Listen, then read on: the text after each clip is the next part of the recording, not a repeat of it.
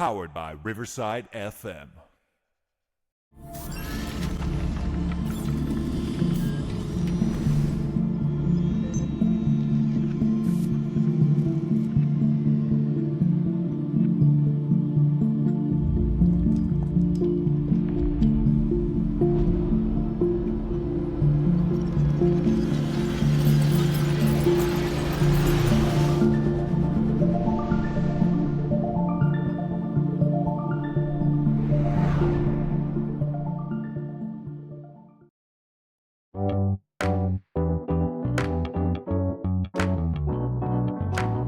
Powered by Riverside.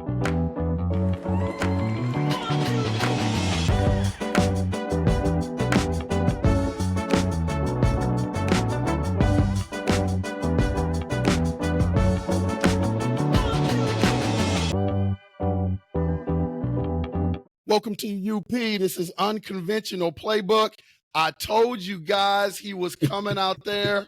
All my UP Nation out there, I told you we were going to get him. We got the guru of Minnesota sports, Mr. Patrick Buchanan, who is joining us today. I'm honored to have this guy being part of the UP. We're going to have him on multiple broadcasts whenever time allows him to be here. We're very fortunate to have him here. Patrick, welcome. Hey, Coach Jones, I appreciate you having me. I'm excited for this. Excited to be on, talk Minnesota sports, talk whatever sports topics we're talking about, right? Look, I came in here, I had to put my purple on, right? I see that. to put my purple on as I came in here. I see that. Gotta roll with the Vikings.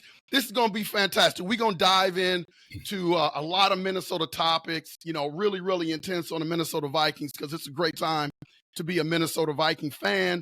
The first thing I want to get to is shout out to my guy, Tony in Austin, Texas, who has been getting on me because I predicted that the Boston Celtics would sweep the Dallas Mavericks before the season even started. So, Tony, I know you're going to be watching at some point today. If the Dallas Mavericks go down, my prediction comes true. So you've been getting on me for nothing. This is why you come and get the real from the UP. So right now, the Mavericks are down 3-0. They're going to have to pull out some tonight. But, Patrick, let's talk about the Minnesota Vikings. It's a great time to be a Minnesota Viking fan. Let's talk about Quacey Adufoma and the job that he has done. Number one, cleaning up the books. Number two, finding a future franchise quarterback. Number three, losing Daniil Hunter and Kirk Cousins, but still coming back and filling some holes. What type of job do you think he's done over the last year as the Minnesota Vikings general manager? Coach, I'm going to be honest with you. Like, the first 2 years, I questioned Kwesi. I hear you. I questioned the drafts. I hear you. I questioned the moves he made. But I think, what we were hearing about him, right, coming out of Cleveland and his affiliates with San Francisco 49ers, right? I was like, okay, he's just another guy, right? But this year, oh my goodness, he's probably one of the top 5 GM jobs this year. Like what he has done. To come off the back in free agency and to take care of B-Flow in his defense, right? Those additions that he made on the defensive side, right? Bringing in, a Minnesota Gophers guy in Brian Cashman, right? Bringing in Grinnell from Houston, bringing in someone he's more familiar with down in Miami too. I know he has a little injury over there. Brought in, cornerback and Shaq, so Griffin. So I like what he's done on the defensive end, right? So that's just how you started off. Well, a lot of people, Pat, have criticized him a little bit. There have been some draft picks that have really not panned out. And a lot of things that I've heard about Kwesi is that he's not a football guy. He's an analytics guy. But I definitely think he has an idea about what he's doing. I can kind of see his vision and where he wants to go with the Minnesota Vikings football team. And I just think he's had a stellar offseason. 100%, right? So you look at those free agents, right? On the defensive side, right? We haven't even talked about bringing in Aaron Jones, right? That's right. Aaron Jones looked like one of the best running backs when it comes to last year playoffs, right? Right. What Yep. he was able to do against Dallas and the 49ers, right? So to bring a guy like Aaron Jones even in, right? To bring a guy, and we're going to touch this later, I know we will, but even Sam Darnold, right? And the how Sam Darnold can really play a role within this team. We'll dive into that later. But the guy has been at 3 different teams. This is his fourth team. There's some maturity, there's growth, and also sometimes quarterbacks get put in bad situations. So I think that's a great addition, right? KOC really wanted that. But then you go to the draft, right? You go to the draft, and I think you and I may have had a chance to speak about this before, right? To go to, like we're talking basketball, blue bloods, but to go to SEC and Yes, draft Yes, from sir. the SEC, drafting from the Big Ten, right? Those type of places where we know the Big Ten and SEC are the 2 of the powerhouse football places, right? But to go get your quarterback who's a winner, right? He's a winner, right? Everyone's going to talk about the orange string, but when you're a winner, you're a winner. That's development, and we'll get into that later. But when you go down to Alabama, Nick Saban, right? Yes. And you go get your defensive end, right? You go get a young stud who is going to be phenomenal, right? But still throughout the draft, right? You got a kicker from Alabama. You got some other offensive line, defensive players to fill in those roles. I think Kwesi has then done a fantastic job. Like, I mean, with the JJ signing, coach, right? And when you talked about it right away is the books, right? How he took care of the books. Like, if people really look at that contract that JJ just got, 88 million off back, well, look at our cap space after 2025, right? That's right. Our cap space is fantastic. We got 68 million in 2025, but then you're looking at $100 to $200 million, right, in cap space. And the way he did it, and to solidify the best wide receiver in the game, I mean, Kwesi, he's done a great job. If you want to crack him, you crack him, because now it's on the coaches. Kwesi did his job. Now it's on coaching. Yeah, and a lot of the things that are underrated about Kwesi is basically about, things that aren't visual. And I go back to the books, and, the Vikings, they weren't in salary cap hell when he took over, but they were not in good shape. They had veterans that were long in the tooth that were making a lot of money. He had dramatic turnover in the roster. He still kept the team pretty competitive. I mean, they're not raising banners or anything, but they've been in the playoffs once, and they had an opportunity to go to the playoffs last year. So Kwesi's been doing a good job. And like you mentioned, to piggyback off what you said, the following year, they're going to have over $60+ million in salary cap space. They took care of their franchise wide receiver. Yes, they lost a franchise quarterback in Kirk Cousins, but they replaced him with J.J. McCarthy. And then they lose Danielle Hunter. And Dallas Turner right now is not a Danielle Hunter, but I think his ceiling is way higher than Danielle Hunter's ceiling. So all the moves that Kwesi is making A+++. I think the only thing you can really criticize him for is that not last year's draft, but the draft before that, you just had some players that really haven't panned out yet. I'm not ready to call them busts, for example, like Lewis Seen, but those guys haven't been able to hit the field quite yet. But I just like the job that Kwesi is doing. I can see where this team is starting to go. Oh, definitely. It's going the right way. I mean, in this league, right, in any league, right, you're looking at analytics, you're looking at your scouts, right, and some guys, right, perform, and some guys it just takes a while, right? Just takes a while. And I think I'm hopeful. I want to believe that Lewis will get it, but if Lewis Seen doesn't, I believe they've been doing a good job in free agency and developing other guys, right? I think they're developing. I think there's still development within the Vikings training camp organization, and you don't who's hit on every draft pick, right? Yeah, there's not many out there, Pat, if anybody. Right. So, you hit and miss, but how are you making up for that, right? Yeah. And you How's your look at scouting department doing? So, they're doing a fantastic job. And, just to transition to the big thing during the offseason was the Vikings finding their franchise guy. I think there was a segment of Purple Nation that wanted Kirk Cousins to come back. I was kind of straddling the fence with that. When, with Kirk Cousins, I wouldn't have mind having Kirk Cousins back. I thought to myself, we can have him back for a year. I don't want to have him for a multi-year contract. And I wanted the Vikings to pursue drafting their franchise quarterback. But when Kirk Cousins left and I saw the deal that the Atlanta Falcons gave to him, I was like, there's no way Kwesi should have re-signed Kirk Cousins. And then I look at JJ McCarthy. You and I talked after draft night, and I wasn't super happy with JJ McCarthy only because I felt like there were two quarterbacks selfishly within the draft that I really wanted in Daniels, and I wanted Michael Penix.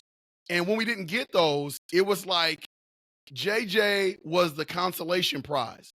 But the more that I watch this kid and see what's coming out of OTAs and some of the things that he's saying in his press conferences, Pat, I may have been wrong. The kid is really impressive. He's really impressive. He's got a high work ethic. His arm, for all intents and purposes, is stronger than has been advertised. I mean, he's whipping that ball around in the wind. They had a windy practice the other day, and he was cutting that thing like a hot knife through butter.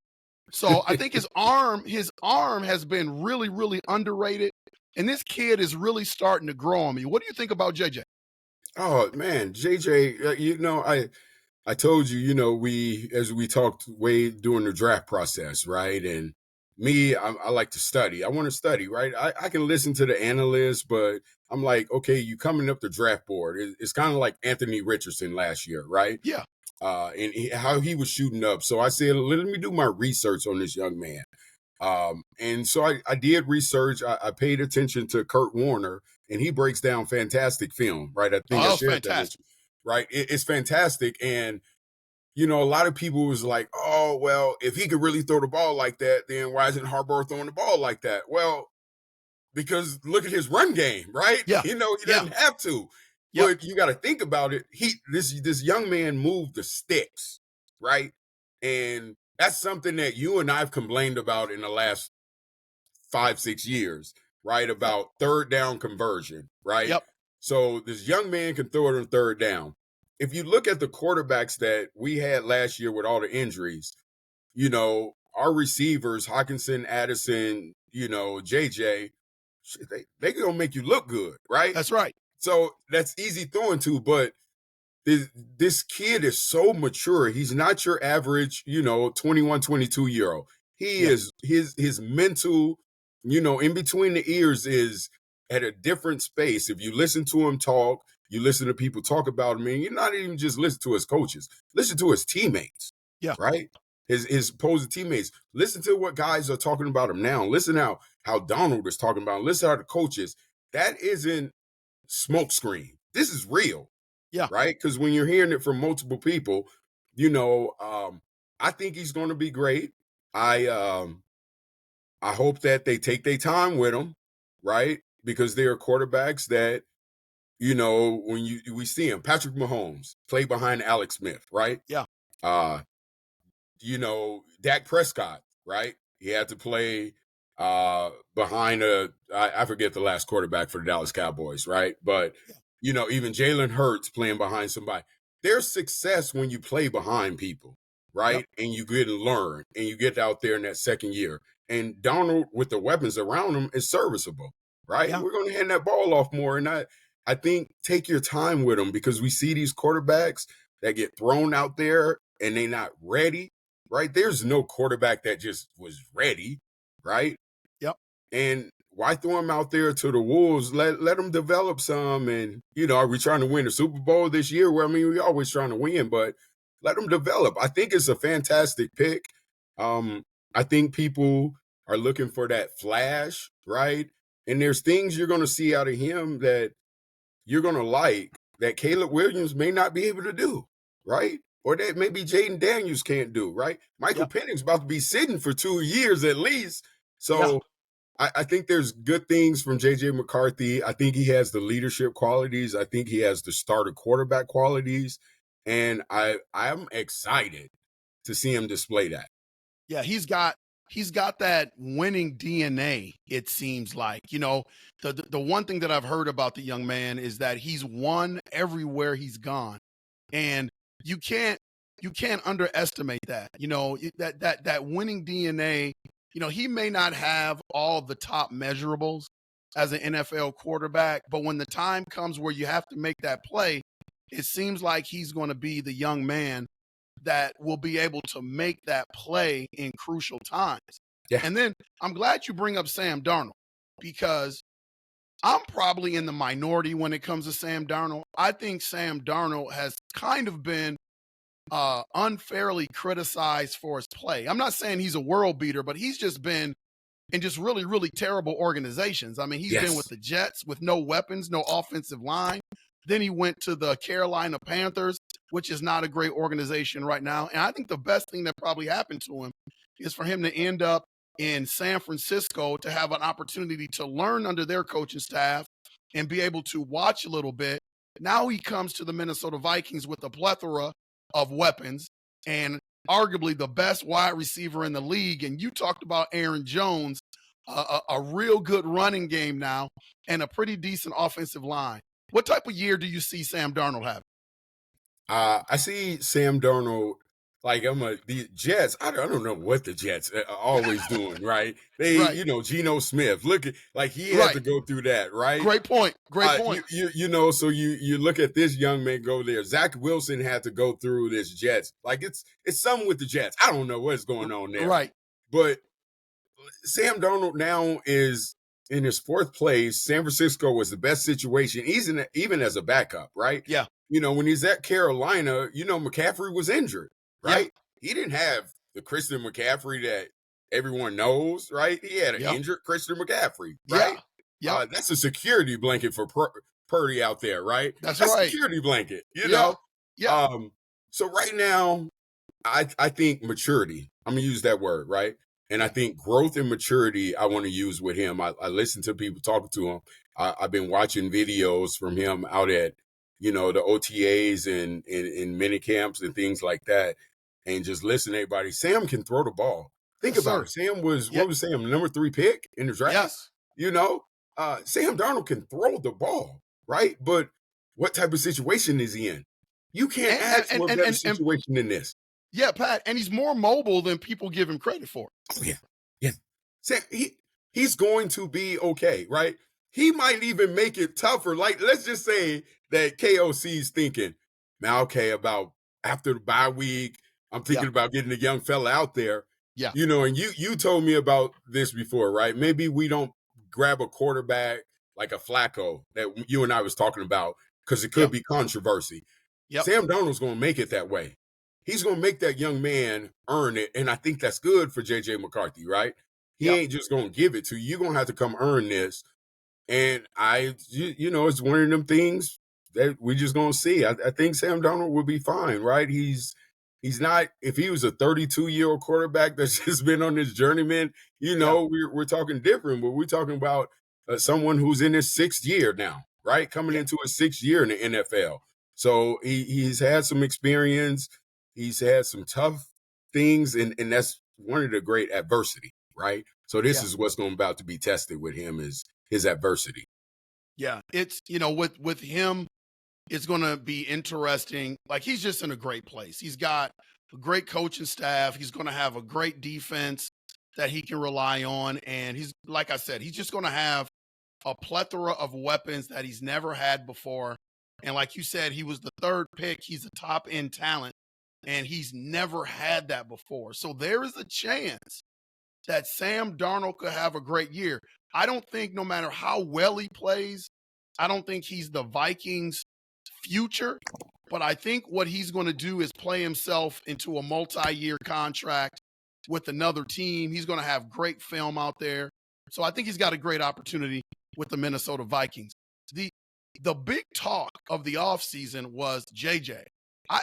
I was never afraid that Justin Jefferson wasn't going to sign with the Minnesota Vikings. You know, I watched a lot of different sports shows. You know, you had First Take, you had all the stuff on ESPN, you had all the local Viking shows, and people were wondering, you know, whether Justin Jefferson was going to sign. There was a little bit of panic because he didn't show up at minicamp where it wasn't, you know, mandatory for him to be there. And people were like, okay, is he going to sign? I knew that they were going to get the deal done. I thought they would get it done a little bit later than what they did, like right before training camp. But he just signed a really great deal. It's a lot of guaranteed money for a position where you have to rely on somebody to get you the ball. So I heard people out there kind of critiquing and criticizing the amount of money that he got. But what do you expect the Vikings to do? Let him walk? Yeah. I thought it was a great deal. He's the face of your franchise, best wide receiver in the league, in my opinion, and he puts people in the seats. What are your thoughts about his signing? Number one, when I took a phone call that morning and then I saw it pop up on my phone, and I was probably like a little kid. I ain't even gonna lie to you, Coach. Like I was a little kid. We got JJ, it's done, right? I was like, now let's play football, right? It was kind of that mindset. Now let's play football. JJ's locked in. You know, he's a leader. He got voted a captain. It's well-deserved money. If you think about it, like he's averaging 98 yards a game. Yes. And that's the most in NFL history by 13 yards. Yes. A game for any wide receiver. We're talking about Randy Moss's, Jerry Rice's, right? Marvin Harrison's, right? You know, all these great wide receivers that have come through. He's averaging 98 yards a game. You gonna question that man money? Something that Devontae Smith said great. They was like, "Oh, you sad that you signed your deal, and now did you see JJ money?" He was like, "Listen, man, I don't go in other people's pockets like that, right? And that's how I want to be, right? I don't want to go in his pockets like that. That's to my point. Like, if that's the market, like you're talking about a defensive end, right? Is making 34 a year, and now he's making 35. Well, that defensive end might get you sacks. Yeah. 1, maybe 2 a game. But he going to catch the ball 8, 9, 10, 11 times a game and move them sticks, right? And we know that the way that the game is now, you need those wide receivers. It's a passing game, right? Yep. And you're talking about one of the best in this short period of time in his career to ever do it, right? He's one of the best to do it. It's a fantastic contract. Like I said earlier, it's friendly to the Vikings. Yep. Like early on, you're going to take that hit with that 89 guaranteed. That's all right, we take that hit right away. But we're only paying the man like $10, $12 million after that per year, right? So it allows us to grow as an organization, right? Flexibility, something Quacey used all offseason, flexibility. Right? We have now flexibility. It's well-deserved. I was nervous, like I said, but I'm happy. I'm happy he was at mandatory right after that. He missed the OTAs last year, right? Yeah. People don't know that. Like I was just nervous. I wanted to give him, like, I'm gonna be honest. I said, get a man $35 million and guarantee all 5 years of that 35 a year, right? That was me. Kwesi did even better than that. So, you know. Yeah. There's a term going around when it comes to Kwesi that Kwesi is cooking. You know, the only thing I was worried about with Justin Jefferson is he came out early and he made that statement that he wanted to be a Minnesota Vikings, but he also wanted to break the bank. And I just said to myself, what does break the bank mean? Like the only way I wouldn't bring Justin Jefferson back on his team is if we talk about going into the $50 million a year.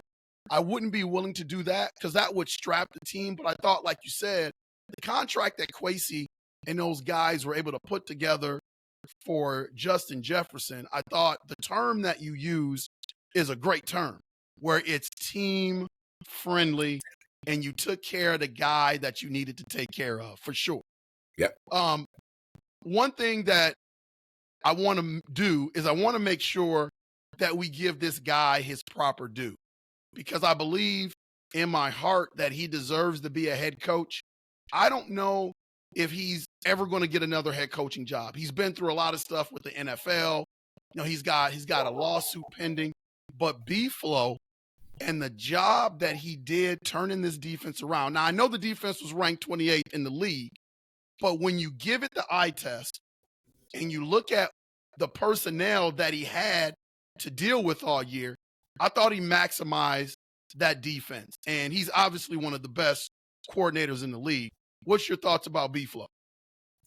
Man, I can't say enough about the guy, right? I had the chance to talk with him for about 10 minutes, right? Yeah. And he's like his aggressive mentality, that's not who he is as a person, right?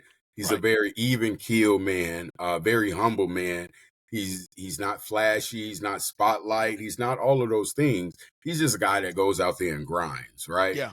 And you talk about, the defense and where they ranked, and they were better, and it kind of wore down, right? The blitzing and, we were old last year, man. We still have some old, long in the tooth players, right? Yes, sir. A little younger, right? We got a little younger this year. And so I'm going to put it in a basketball analogy, right? So you and I, we ain't got size, in our front court, and we're going to get some bigs where we're going to press you. We're going to press you, right? Yep. We're not going to allow you to get that ball. We're going to put you in trap situations, press. That's flipping. I don't have great cornerbacks, right? So what do I have to do, right? I have to help them out by putting pressure on you and just, exotic, sexy, blitzing man that he does, right? Yep. B-Flow's a head coach. We got 2 head coaches on our team. He's a head coach. I'm happy that he didn't go anywhere. And I think, his kids love this place. His family loves Minnesota. It's, Minnesota's a family place. I think he wants to stay till he get that ring. I think he want to help us get that ring. And with the weapons, Dallas and JG and, all the other guys that he has on defense, why would you want to go anywhere right now? Right? You got youth, you got guys that you signed 26 years and younger. Yeah. Right? To go with other guys, Ivan Pace, right? Metellus, right? There's so many other guys over there. I just don't think he's going anywhere. I hope he doesn't. I'm going to pray that he doesn't go anywhere. But I think, is there a defensive coach of the year? Because you might as well get that man right now. Give him the plaque. That's defensive coach of the year this year. Where he took that defense from, because the defense before he arrived, let's be frank, it was absolutely terrible. It was soft. I mean, they gave up 400 passing yards multiple times to mediocre quarterbacks. And the best sign of a coach is when he knows what his personnel is and he knows how to adjust to that. And you are 1,000% correct. He had to blitz, had the highest blitz rate in the NFL. And ordinarily, if you were to sit down and talk to B-Flow, he probably wouldn't want to play that way. But he had to, because he had an inexperienced secondary. He had older guys, and I think he maximized that defense. I think if they would have went with the same system that was there previous, the defense would have been last in the league again. And I just think B-Flow did a tremendous job. Oh, yeah. He's his hat goes off to him. Hat goes off to Kwesi, right? Yeah. This is another Kwesi thing, right? Yeah. Of being able to bring this man, a head coach, into our organization, right? I mean, he was sought after by everyone, right? Mike Tomlin didn't want to lose that man, but Mike Tomlin knew that he could go spread his rings through elsewhere, right? Yeah. Every place, New England, Miami, Pittsburgh, and now Minnesota, every place he touches turns into something special on the defensive side. Yeah. Well, this is a great time, Pat, to be a Minnesota fan, period. Like, we just spent the last half an hour talking about the Vikings, but there's another team in town that had a really good year this year. Minnesota Timberwolves. Like, I knew they would be good, But I didn't have an idea that they would be pretty much number one in the West for the majority of the year. Yeah. They kind of, missed the boat getting the number one seed at the end of the year, but they ended up with the third seed. I mean, you had three teams there jockeying for position, Denver Nuggets and OKC.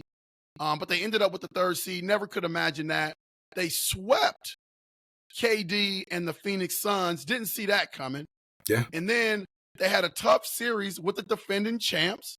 My guy Ryan Saunders, still assistant coach on that team. Yeah. But the defending champions took them to 7 games. Not only did they win that series, Pat, but it was a game 7 on the world champions floor. Yeah. That's a huge step. Yeah. Yeah. In your wildest imagination, did you see the Minnesota Timberwolves having this kind of season? No, I didn't. I didn't. I didn't at all. There's so many, like, don't get me wrong, Coach Finch is fantastic. He's right? fantastic. Like, I believe in Coach Finch, right? Right. He's a great guy, too. Another guy I got a chance to hang out with and talk to. I mean, he's a fantastic guy, right? He's a fantastic coach for this generation of players. Yes, sir. Right? Yep. He is a generational coach. So he, things that I can't deal with, right? The old school mentality. He ain't got that. He has it in him, but he knows how to work with this new, young, upcoming generational talent we have. So, no, I didn't. And, I may not be, your fan favorite with some of my takes on the Timberwolves, but I'm going to speak it. I'm going to speak what I believe in the truth, right? Yep. Anthony Edwards grew up in front of our faces. Yeah, I right? agree. Like, I agree. Anthony Edwards grew up in front of our faces, and he's still a baby. He's only 22 years old. So all the hype and the comparison, well, stop the comparison, number one, right? We got to stop that MJ stuff, right? Yeah. But when you're talking about a dog, an alpha, he's an alpha. That's what he is. He's an alpha, right? Yeah. So I understand why, but maybe we should just say alpha, right? Yeah. To be able to go into that series against Dallas, I think that helps him grow. I think that helps the Timberwolves grow. I think that even helps the coaching staff grow. Like I said, I didn't see this happening. I give props to Mike Conley. I think Mike Conley was a fantastic leader for this team that they needed, that locker room, because in my opinion, Cat's not that guy. He's evolving to that guy. Right? Jaden Daniels, right? When you punch a screen a year ago in the playoffs, you can't play. You ain't got it, right? Right. Rudy Gobert, right? He just, he's out there. But the leader, right? And I think Mike Conley brought that to them, a young team. They're going to be good. And there's a name I hadn't mentioned, right? Really is Karl Anthony Towns. I give him props for being better. Let's talk about Big Cat. Let's talk about Big Cat. I'm not a Big Cat fan, right? Because the game can be a lot more simple than I felt like Big Cat made it, right? Right. There's so many times where, in that Denver series, I think he did way better than Rudy Gobert by guarding the Joker, right? Yep. His foul troubles or whatever, but now once you get to this place and you understand in the game, when you have size advantage, there's no reason to shoot 30-foot shots, right? Yeah. You have size advantage. Go inside the paint, right? And I just think he has to continue evolving, and it's not being the best shooting big man. It's being the best player that I can be.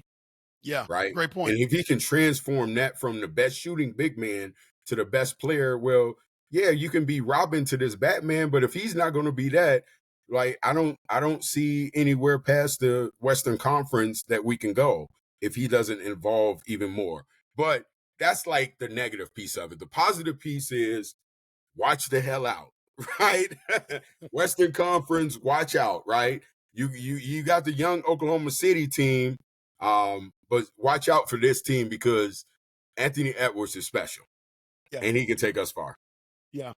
When, I look at the Timberwolves, and the mistake that a lot of front offices make is, and I'm kind of seeing this with the Minnesota Timberwolves, and I hope that they don't fall into this, because I keep hearing the word that they're young, they've got a bright future, and all of that stuff is correct. It's good, and people are saying, next year they're going to be even better.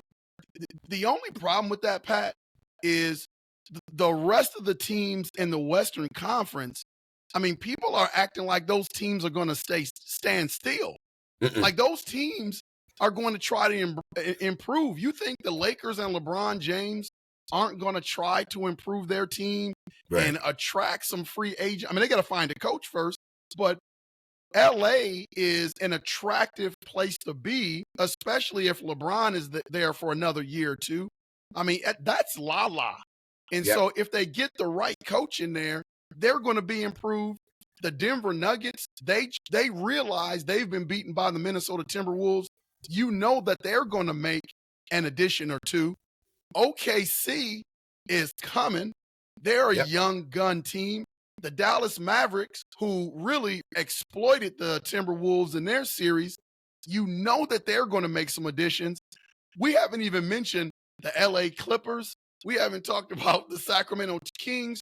So for me, I think it's imperative for the Vikings, not the Vikings, but the Minnesota Timberwolves, to make some moves to really improve this team. So then the question becomes how do you get better? And the one thing that I'm hearing from a lot of people is we got to trade Karl Anthony Towns. Now, I'm not. Hey, coach, you keep hearing it. I'm not saying that he's untradeable. Don't get me wrong. But you better be careful, because I don't think he's a problem, because he's a 7-foot guy and he can shoot the three and he is slowly evolving away from the basket. So the criticism is well deserved, but I don't think he's the Timberwolves' biggest problem. The biggest problem that I saw, and who is a tradable asset, is Rudy Gobert.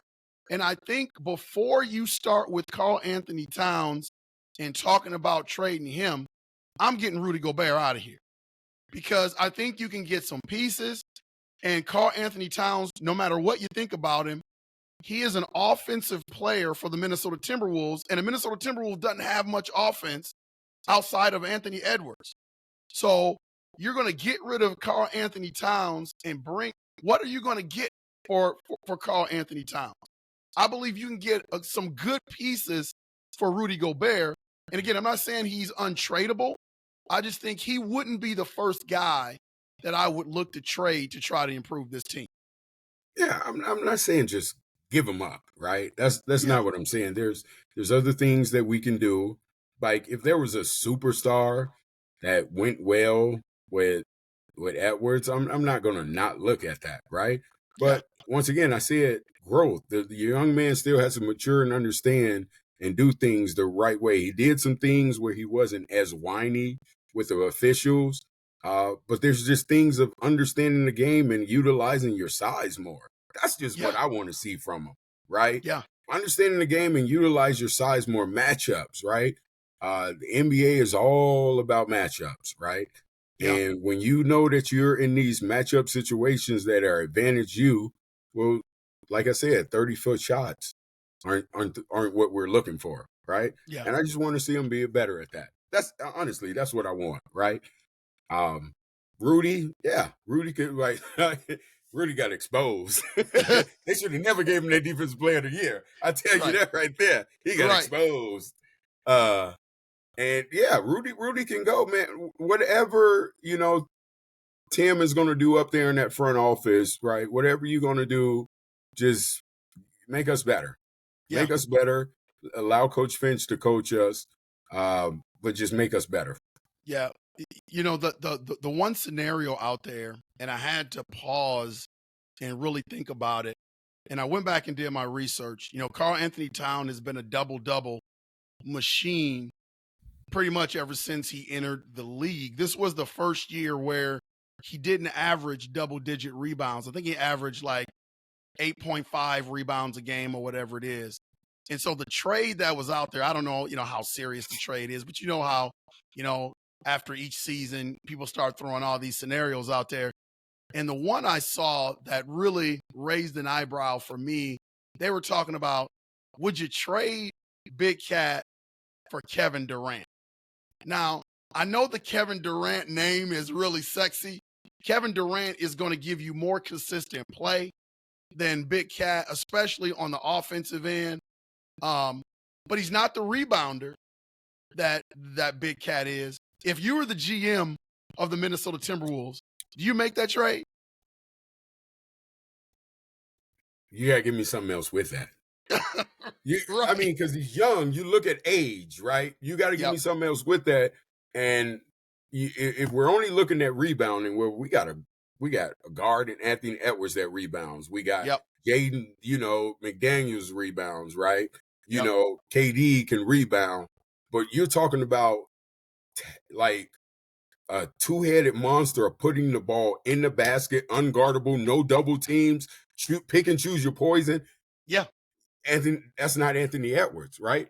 I take KD over him, but you're gonna give me something else with that, right? Yeah. Maybe because you're giving up age. You're giving up age. Right. You're giving up that age, so give me something for my bench. It ain't got to be a starter, but something on my bench, right? Yeah.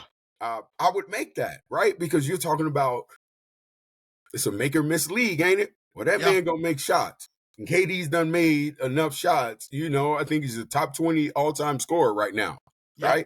I'm not passing up on the top 20 all-time scorer doing this stretch that he still can give something to Anthony Edwards to help him, right?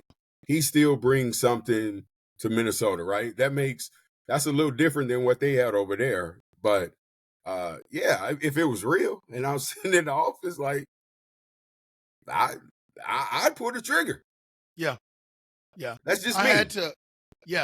I had to throw some Minnesota Timberwolves talk in there, man, because we've been here before. As Minnesota fans, you're a Minnesota fan, I'm a Minnesota fan. When you look at the landscape of sports, in Minnesota, just about every team in the state, Gophers, Twins, Vikings, Timberwolves, they always have these special seasons, and then they can never back it up with another one. You had the Randall Cunningham season with the Vikings. You had the Brett Favre season with the Vikings. The Gophers had the one, the year escapes me, but the one year they made a run, they beat Michigan. They were at the top of the Big Ten. They couldn't back it up the next year. The Minnesota Timberwolves this year making it to the Western Conference Finals. I hope this isn't a situation where this was just an outlier of a season, where all the stars lined up for the Minnesota Timberwolves, and this was their shot, this was their chance to do something, and then next year we see a completely different team. I'm hoping that that's not the case. Well, I'm hoping it's not the case too, but what do you consider like Western Conference, round 2, right? Is that a good follow-up compared to what our history has shown? Yeah, if we're back in the Western Conference or second round of playoffs, yeah. Now, if we go from a top 3 seed down to play-in game, we got problems, right? Right. We moving all the way up there from the top 3 to play-in games, and we got to look at some stuff, right? Yeah. So, I think they'll be okay, though. I think but I think you said it earlier, like, these other teams are going to sit on their hands. So what are we going to do what is that front office going to do to even improve that team? Because, okay, you beat these teams. You were in the conference final. I'm sorry, but you and Dallas got targets on your back. They coming for you now, right? You got a target on your back. So, the defending champs, they hungry. You beat them in game 7, you swept Phoenix, right? So, there's a lot of things, there was some injuries in Sacramento. Ja Morant, hopefully he'll be back better, right? Hopefully they do some stuff around him. But, there's, we'll see what happens. Hopefully they don't just sit on their hands. Yeah, the one thing, see, Pat, you and I have a burden because we coach the game. Yeah. And so for me, I don't know how you feel, but because I've been coaching for so long, it's hard for me at times to enjoy the game of basketball as a fan because I'm always looking at X's and O's. I'm always looking at adjustments. Like, that's just the way our mind works when you've been in the coaching profession for so long. It's like a burden. So, I'm looking at the Dallas Mavericks Minnesota Timberwolves series, and I'm like, why aren't they making these adjustments? This is what you have to do. Here's how you play Luka. Here's how you play Kyrie. You can play a little bit more zone. Like, I'm going through all these scenarios in my head, and I came away with that series like this. The Dallas Mavericks look dominant. Yeah. But for a layman person out there that's not an X's and O's guy, they probably came away thinking that the Dallas Mavericks are so much better than the Minnesota Timberwolves. And I just thought to myself, they're not. And it's why I made the statement on one of my previous podcasts. I'm like, Dallas is going to go and play against the Celtics, and they are going to be swept because I don't think the best team won that series. Like, the Timberwolves didn't have a great scheme. No. And so now you're seeing the Dallas Mavericks get exposed by the Celtics, who've got scores everywhere. You got multiple players that are willing to defend. You got a coaching staff that is coming up with great schemes. And the biggest thing that they're doing is running Luka off that three-point line. Luka, he has no interest in scoring at the rim. Yeah. If he is getting into the paint, he wants to be a facilitator 90% of the time, and he wants to shoot threes. That's his game. And the Boston Celtics are making him be the player that they want him to be. What do you think of that series? Oh, that, it looks night and day from the conference finals, I tell you, for sure. I criticized Boston's coach, all year long, right? I don't think he's Adolfo, right? I thought Adolfo's fantastic coach who's down there in Houston right now. Yeah. And I criticized him, and I was like, man, man, he coaching his ass off. He is. He is coaching. Minnesota gave him a recipe to win this. And the recipe is what we didn't do, right? Yeah. That was kind of the recipe, right? How do you make Luka defend, right? Yeah. How do you stay down and run him off the three-point line, but also ain't none of your little pump fake, ain't nobody going for that, Luka, right? Yeah. Like, they are guarding you solid. If you're going to hit some crazy stuff, you're going to hit some crazy stuff. Yeah. I think the series is fantastic. I think when it comes to the NBA, right, everybody's like, because the European and it's grown and whatever, they want to continue to see this. I said, man, they want to see great basketball at the end of the day. And for the league and the officials to grab control of this series and grab control, which I think is great for a young superstar, 25-year-old in Luka Doncic, and what the officials are doing with him, the way they're treating him. They're not treating you like a superstar. They're trying to tell you that, young man, you are better than this, right? It's kind of without telling you, like, you're better than this. You're one of the faces of the league. You have to be better, but we're going to show you how, right? And we're not going to treat you like a superstar because all these 20, 30 million viewers watching, they're watching you, and you're not displaying the NBA like it should be. And right now, the Boston Celtics look like a team. Yes. It looks just like a team. It's not a 1 or 2 man show. It's pick your poison, right? That's right. It's pick your poison. And they've been there, right? They lost to the Golden State Warriors, 3 years ago, right? Yeah. In the finals, I believe. They lost Golden State. They've been in the conference finals. Tatum and Brown now have the experience, but also, and Horford's a veteran, but now they have that missing piece, right? Yeah. You have a Holiday who's won a championship, who Yep. loves to play defense, can Yep. put up 20 for you, but he loves to play defense. So I mean, it's a sweep, right? Let's call it what it is. Coach, good job on the call, right? It's a sweep. I didn't think it was going to be like this.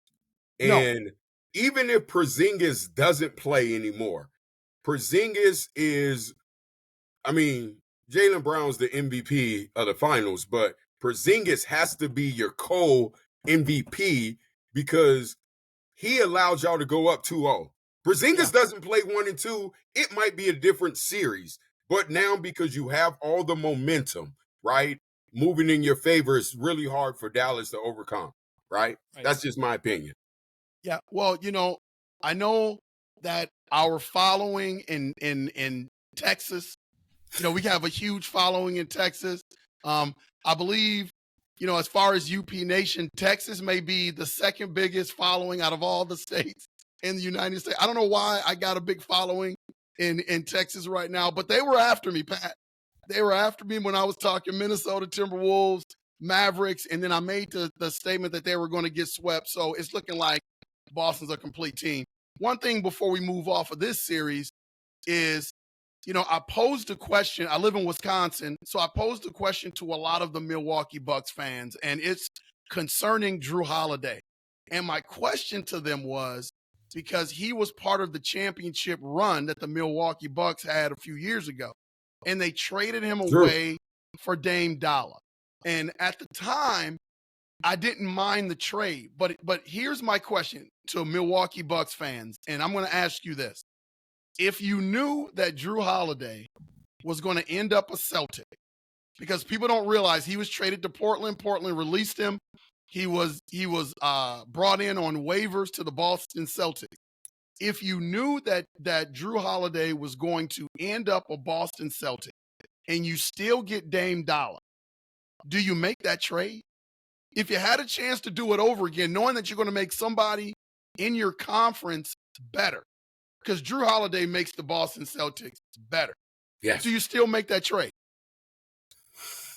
You know, that's a tough question, right? That's if we're going straight up and I'm trading them from Milwaukee, I'm not trading it to Boston, right? Right. That's like trading them to the 76ers or to Miami. I'm not trading y'all Drew Holiday, right? Yeah. But it's not, it takes time. So it takes time when you're talking about superstars to meld together, to come together, right? Even it being in the conference finals right now, that took Kyrie and Luka a year, right? Took time, right? Kyrie first year with LeBron, right? When people get together, it takes time. I'm not even going to say as a Bucks that it's necessary to the Drew. Don't get me wrong, losing Drew is big, right? Yeah. But the bigger thing is you lost the other pieces around it that made that defense that good, right? Yeah. The 1-2 punch of Dame, and Dame showed it, right? They usually it's Dame Lillard that's injured, right? Right. This year was Giannis, Yes. So the 1-2 punch in that pick and roll is still unguardable, right? Yep. But you guys didn't want to defend. That defense, you're losing to Grayson Allen, right? That hurts you defensively, right? I agree. You lost some pieces around you defensively, so it wasn't about putting the ball in the basket. Yeah. It was about defense. But then I look at how they played, and nothing against Doc Rivers, but Giannis, you're supposed to be a leader of that locker room. That team looked bad. That didn't look like a good team. Pat, is Doc Rivers that guy for the Bucks? How the hell you fire a coach at the number one spot in the East? Right. Adrian Griffin was doing a fantastic job because you superstars don't like him or whatever. Well, you wanted Doc. That's what you're going to get, right? Yep. There's nothing wrong with Doc, right? But you had a younger, right? And these guys, you got to be careful what you ask for when you ask for old school guys, right? Yes. Yep. You had a younger guy who probably could relate to you more, and you gave the man 3 months? 3 months? Yeah. Wait. If you were in the 7th, 8th, 9th seed, I get it. Yeah. But you were a top seed. Yeah. And you got rid of that man.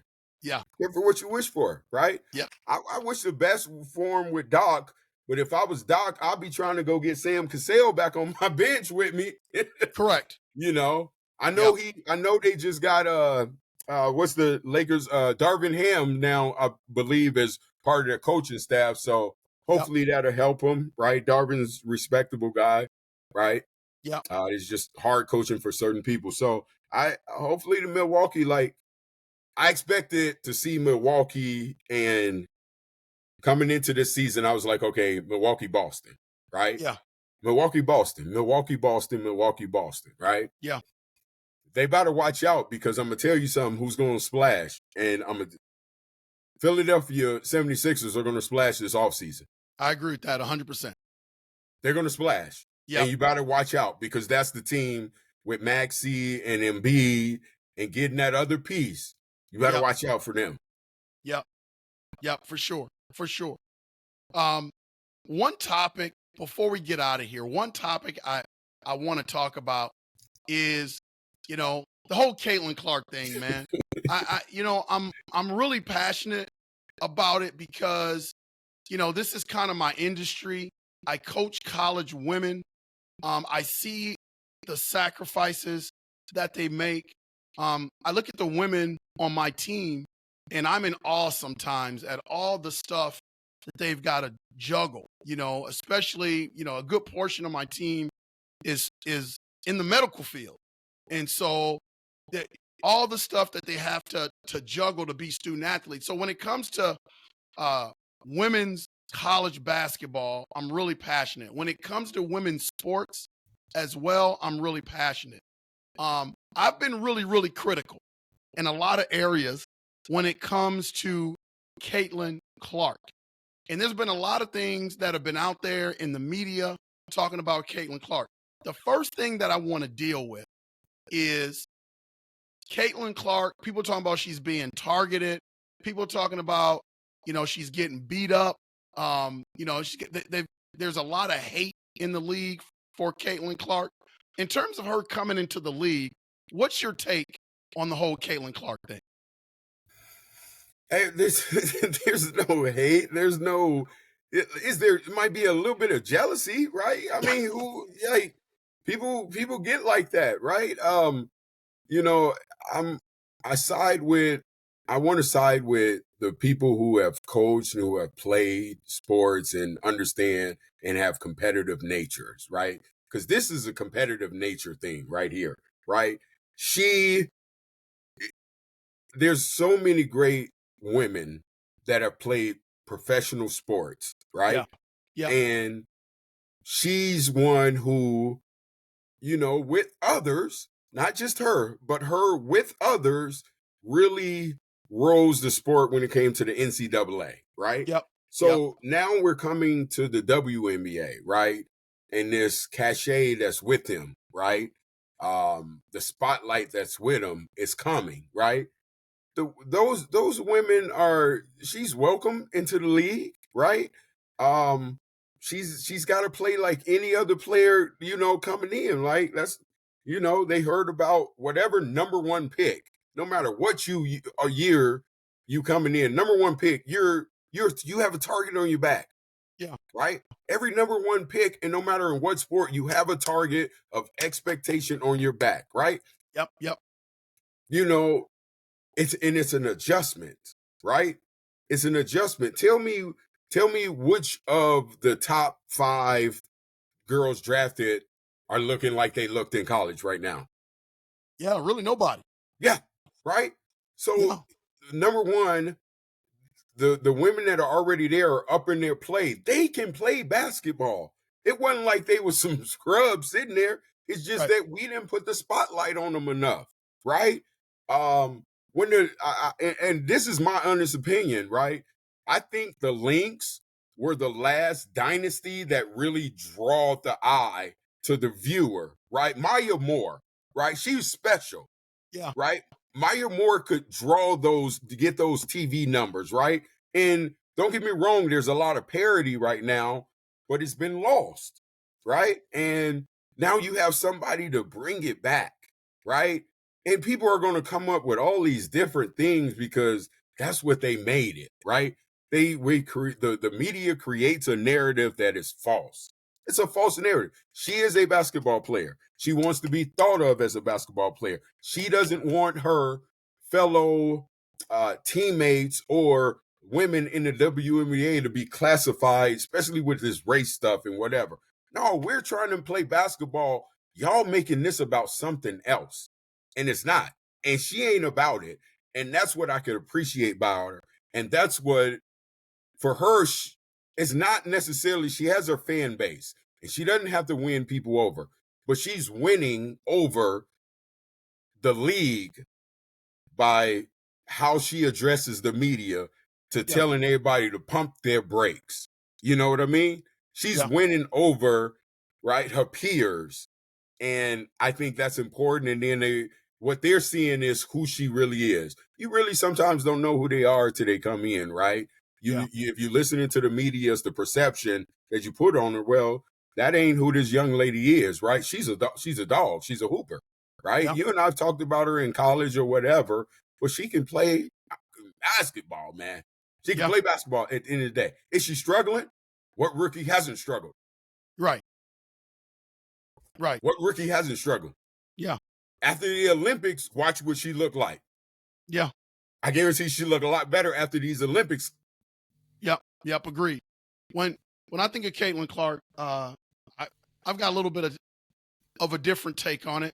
I've been very outspoken on my stance about Caitlin Clark because the one thing I try to do, on this show, that's why it's called Unconventional Playbook, is the one thing that frustrates me is when I watch these shows that are higher level shows. I mean, we're not even close to those type of shows, but you talk about First Take and Undisputed, Skip Bayless and Stephen A. Smith, all those guys, those are high level shows, and we're not even close to that. But the one thing that I think about those shows is that those shows are compromised because a lot of the analysts on these shows, they have relationships with players in these pro sports organizations.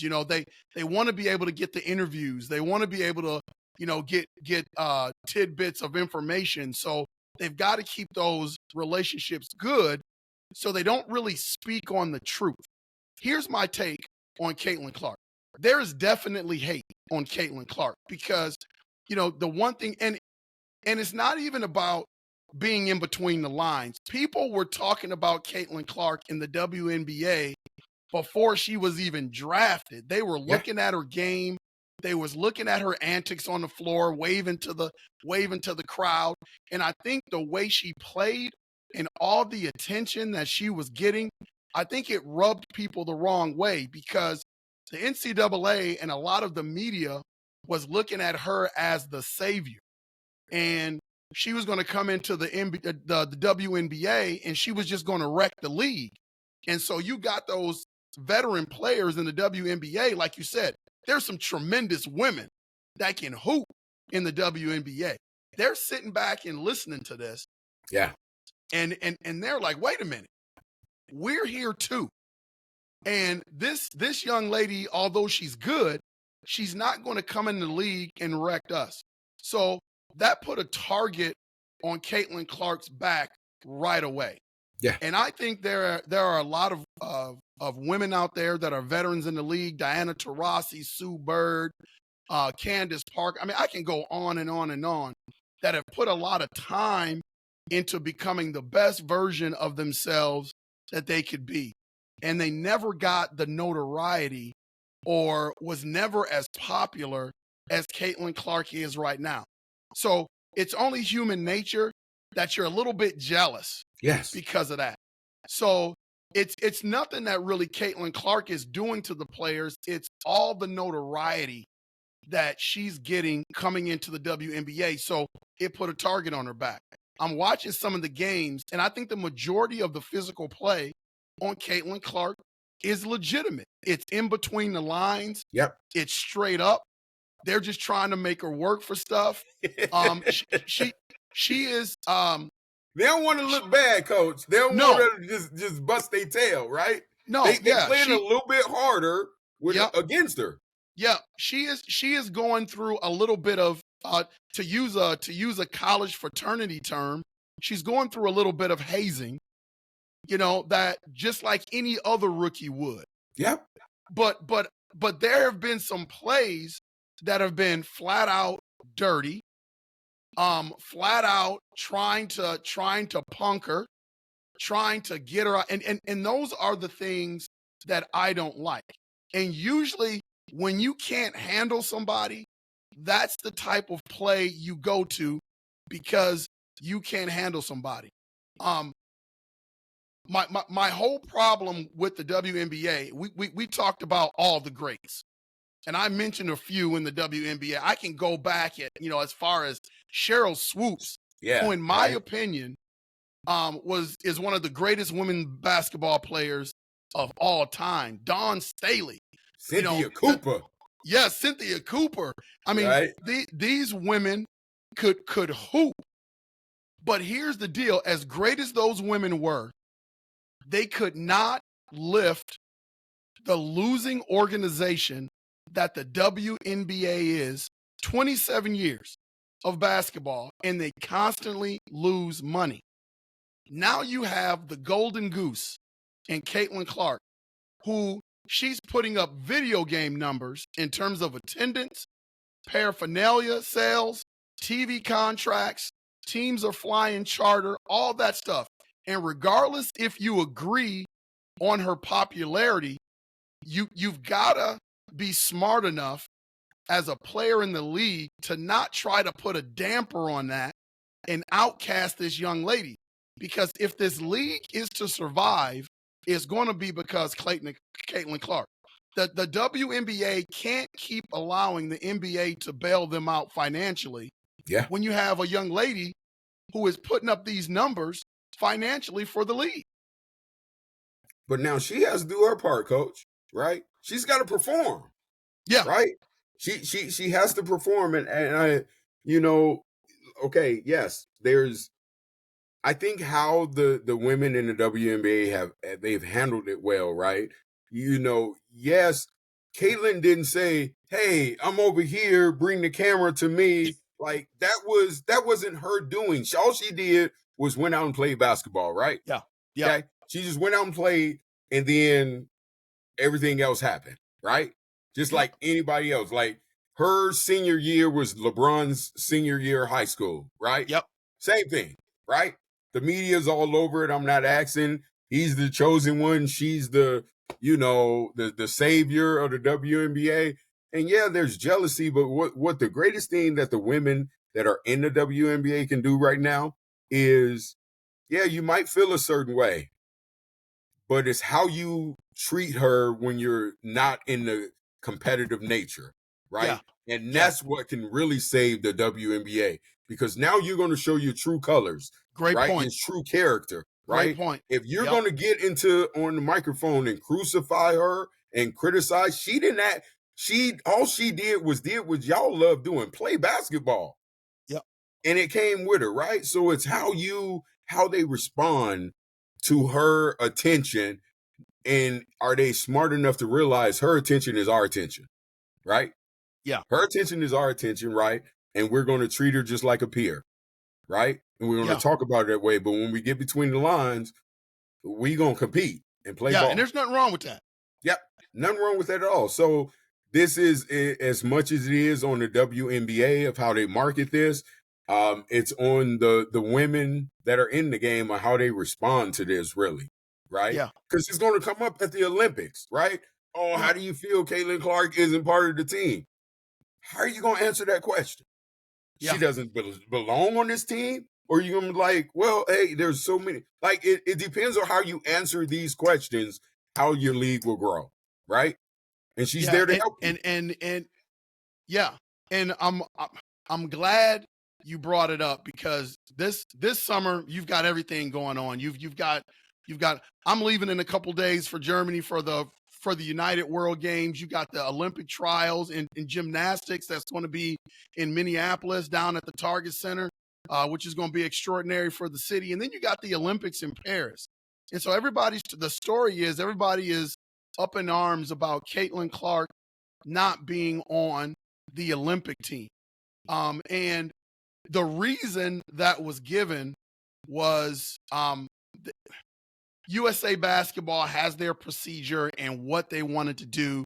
They wanted to experience people that had played in the Olympics before, and they went that route. They wanted team chemistry, so they have, a couple players on the team that play with each other in the WNBA, and they wanted players that were at the USA training camp Caitlin Clark couldn't be there because they were making a run in the NCAA, so she missed those practices.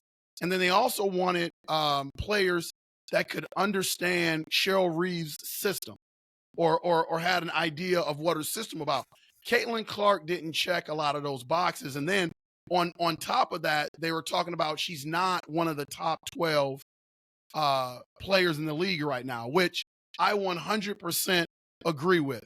But don't try to sell me the top 12 stuff, because that's never been a criteria on the men's side, and that's never been the criteria on the women's side. They have put rookies on the team before. Deanna Taurasi, Candace Parker was on the team. So they've had rookies coming out of college that were on there before. Do you think that USA basketball, I know what I think, but I'm interested to hear what you think. Do you think they're missing the boat by not having her on the team? Does it hinder them growing the sport by not having her on the USA team? I see it two different ways, coaches. Okay. And you know, the first way I see it is morale. Yeah. You're going after a gold. What is that locker room going to be like if we put her on this team? That's a great point. Right? Like, that's a great point. We're trying to win a gold medal. Yep. What is this locker room about to be like? Right? And they're going to know, they know from the past, every Olympic, how much viewership, how much support they get, right, when it comes to Olympics. They already know that, right? Yep. What is her following in Paris, overseas, right, in general, right? The other side of it is she's going to be marketed, but is it going to forget about everyone else, right?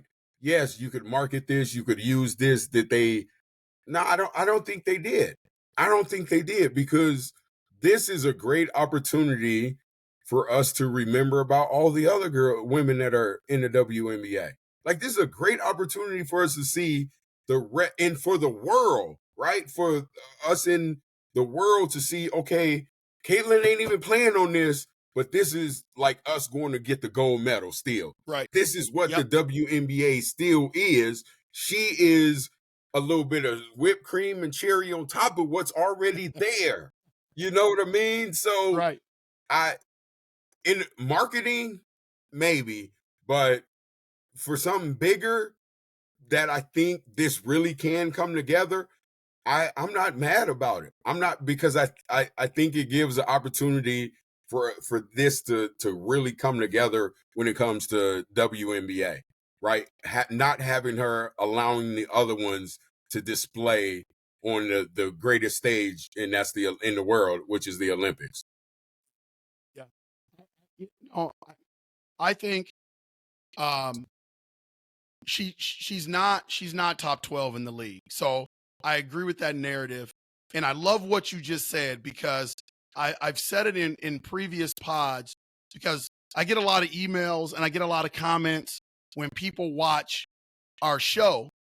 And the one thing that I hit back with the listeners is, why would you want, like, I know you want Caitlin Clark on the team. Yep. But why would you want to put Caitlin Clark in that locker room? Yeah. See, if I'm Caitlin Clark, I don't even want to go in that locker room this year. I'll wait 4 more years, where some of these players graduate out. I've got, 4 years under my belt as a professional basketball player. Yep. Here comes my time. But where I think the executives and the people that run USA basketball and the people that run the WNBA basketball, they are failing, because, Patrick, nobody cares about women's basketball. If you were to poll people about the USA women's basketball team, I think people would be surprised that they're going after their 9th gold medal. Like, I don't even think people realize that. I don't even think people realize that the USA women's basketball team is 70-3 in their last 73 games. I don't think there's a lot of people out there that know. I mean, there are some names on the roster that people recognize. But if you went through the roster, I seriously doubt that there's a lot of fans, unless they're just really into WNBA basketball, that's familiar with all 12 players on the team. And I know your focus should be the gold medal. But people are talking about if Caitlin Clark was added to the team, like she would hinder them, like she's just this garbage of a player that would hinder them from winning the gold medal, which is she wouldn't hinder them from winning at all. But it, like I said to you, it could disrupt stuff in the locker room. That's the only thing that I'll say. But right. I just want to throw something at you, Coach Quick. Like I'm a USA fan. Yeah, I watch some sports that I don't never watch when it comes to the Olympics, right? Right. Yeah. And if you're a diehard USA person, American, you're going to watch everything that's on when the Olympics. So they're going to get their viewership. You got to think about it. I don't watch water polo, right? I don't watch, curling, but I watch it in the Olympics. I watch fencing when I know there's an American up there, right? So that's the support there. I still believe that support is there. Like if I do it, not saying that everybody's got to do what I do, but I just believe that everyone follows the Olympics that way. When it's the world, right? And it's supporting the country. So if we were just talking WNBA and here locally, that's different. But I think on this world stage, I feel like there's support for them, right? I could be wrong though in that. I don't know the ratings. Yeah, right? no, I've been talking about this for the last, couple of weeks. So I've done a little research. When it comes to Olympic sports, women's basketball is on down the list. The most popular sport is women's gymnastics, and then I think it's swimming, and that's probably attributed to Michael Phelps. Yep. And when it comes to basketball, men's basketball is higher rated than women's basketball. Like I say, I don't know in terms of numbers, out of all the sports where women's basketball ranked, I can't remember. I just know that it's way down the list. Like people just don't watch it. And because it's not a high flying sport. Women can't play above the rim. So I think just naturally when it comes to women's sports, they just haven't been huge in that market when it comes to women's sports in the Olympics. People are watching other stuff. Track is up there. Yeah. Before they tune into women's basketball, they're watching other stuff. I believe in that case, I would say they missed. Yes. They missed. I would say Caitlin Clark not only enhances USA women's basketball, but she allows the casual fan, like people like my wife. My wife is a casual fan. She's not really, into basketball. I made a statement on one of my podcasts. My wife is really into my team at Viterbo, but I seriously doubt if I wasn't coaching there, she would ever go to a game. I don't think she would ever watch a Vikings game if I didn't watch a Vikings game. I don't think she would ever watch a Minnesota Timberwolves game if I didn't watch a Minnesota Timberwolves game. So she's a casual fan. There are going to be a lot of casual fans that are going to watch Caitlin Clark and going to watch the Olympics. And now everybody on that team benefits from those eyes that Caitlin Clark is going to bring to those games. And now people are really going to know who those players are. They're going to become familiar to who those players are. I think now, because people are looking at the whole Caitlin Clark thing as a snub. And I don't think it's a snub. I just think they missed the boat. Yeah. And so there are now a lot of people that aren't going to watch just because Caitlin Clark is not on that team. And so that's going to hinder the growth of the league. Coach, it's almost like, here's a great example. It's almost like Tiger Woods and what he did for golf. I can sit here and tell you right now, I never watched a golf event ever on TV until Tiger Woods came along. And now I'm into the Masters now. The Right. USA Open is going on right now. I'm watching that. I never watched any of those golf tournaments until Tiger Woods came along. And not only did I watch because Tiger, I became familiar with a lot of different golfers that Tiger was going up against. Caitlin Clark is the same thing.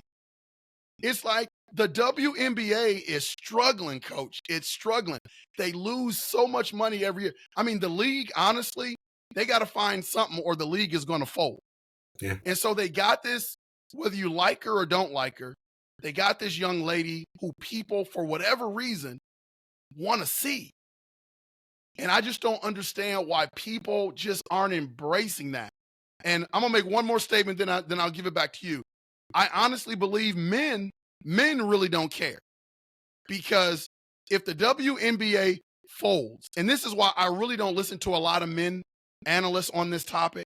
If the WNBA folds, so what? They still got their NBA, they still got their NFL, they still got their Major League Baseball. They're not going to miss anything if the WNBA fails. So they really don't have a horse in the race. Like men, they don't give it. I mean, get it. The one guy that gets it is Stephen A. Smith. He's a capitalist and he understands dollars. My whole agenda right now, if I was running USA Basketball and if I was running the WNBA, is making money and getting exposure for my women's basketball players. And Caitlin Clark does that. It's like the Tiger Woods effect in golf. No, you're right. They man, I'll tell you this, right? I've watched a handful of WNBA games this year, right? And probably mainly because the NBA playoffs was going on, right? But I'll tell you what, I watched more women's NCAA tournament than I watched men's this year. Yeah. Right? Yeah. So the WNBA is coming in and starting at a bad time, right? It's starting That's when true. the men's is going on. And right now it was some pretty good playoffs going on, right? Except for some injuries or whatever. I'm excited to tune in right after this, right after the NBA finals. There's nothing on. I'm not going to sit up and watch baseball. I'm going to watch the WNBA and I'm going to tune in, and that's going to be their opportunity to really show stuff, right? And show everyone what the league is about, right? But also, if you look at it, the marketing of it, how many teams is it in WNBA? 12 teams, right? So you can, max number of games you can have is 6 a night. The way that they put these games on TV, right? I think they could do a better job. I know they're trying to spread it out, but man, sometimes the men go back to back, right? Or every other day or something. Like, you got to put them on TV. The exposure's got to come. The exposure's not there for them, and they're not like, you getting the Indiana Fever here, and the Aces, right? Because they won, but you got to expose the rest of them as well. And I just don't think they're getting enough exposure right now. And I just think, you have a young lady, but how else can you market your brand? Yeah.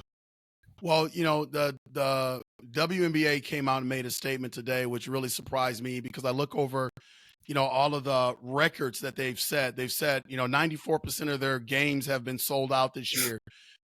They've tripled their DirecTV season pass this year. So a lot of people are buying, season passes. They've already set a record selling paraphernalia with 4 months still left in the season. So, I mean, these are video game numbers.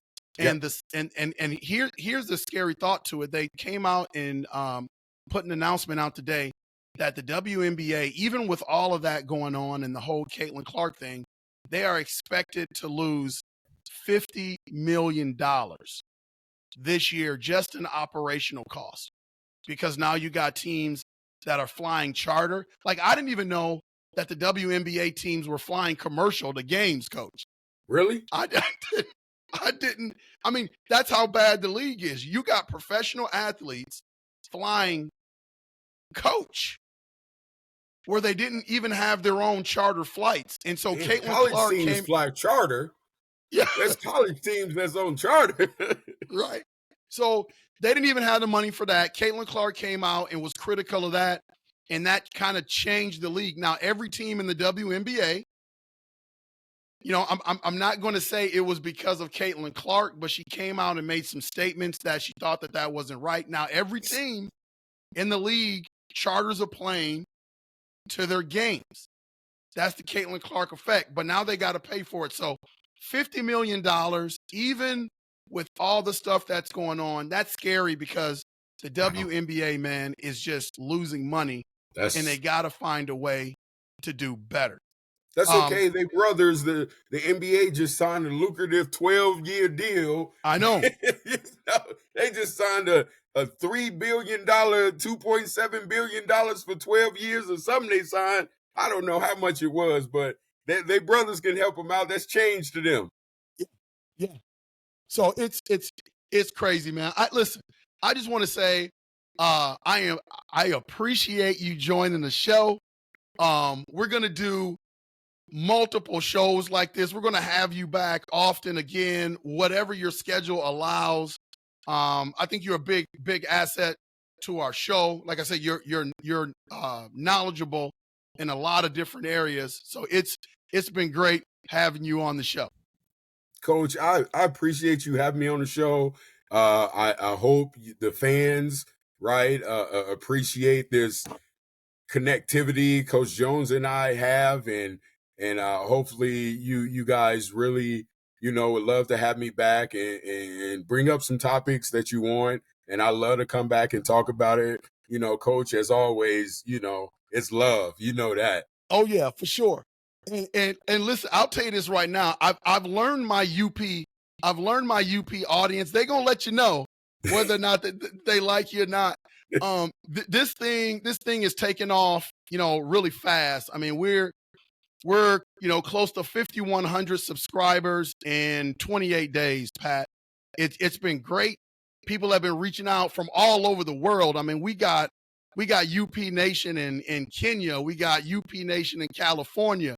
We got a big following in Minneapolis, of course, because we cover a lot of Viking stuff. I've just been communicating with people from all over the world that like the show. They give me show ideas and topics. I know that they've been really excited. They were talking about who's this sports guru, Patrick Buchanan. I promised them that I would have you on the show this week. So, UP Nation, welcome Patrick Buchanan. It's a pleasure having you on the show. Give Patrick a little bit of applause.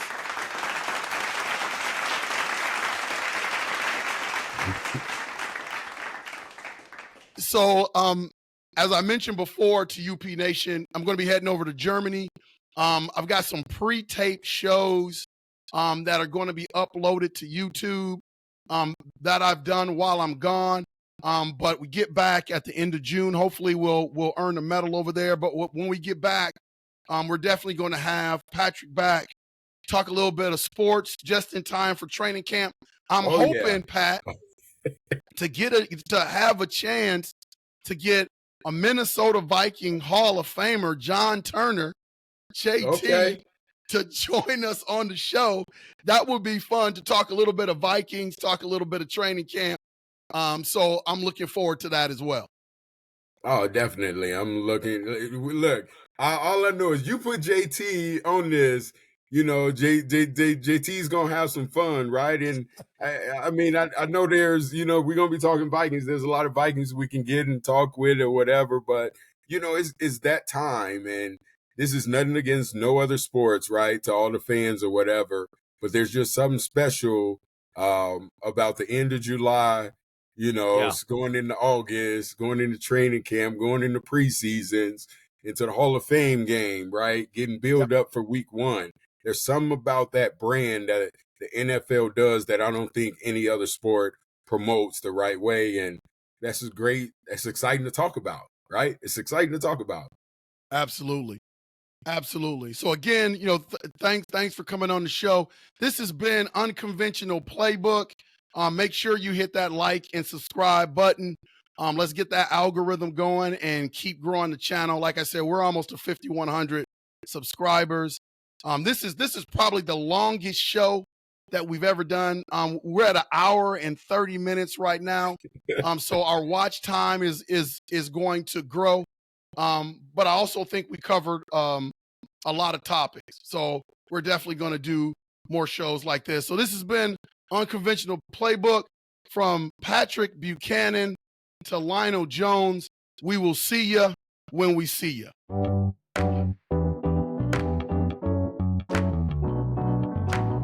Powered by Riverside.